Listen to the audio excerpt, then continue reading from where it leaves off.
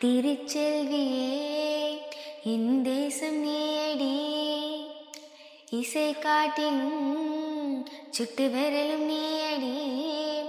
அன்பான மகள் வந்தால் அன்பானி நானாகிறேன்.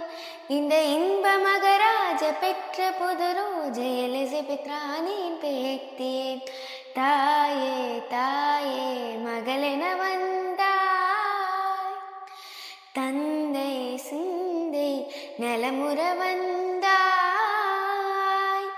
நீயே நோக்கம் என்று ஆனாய் பின்னே, என்னை ஆளும் தெய்வம் நீதான் கண்ணே.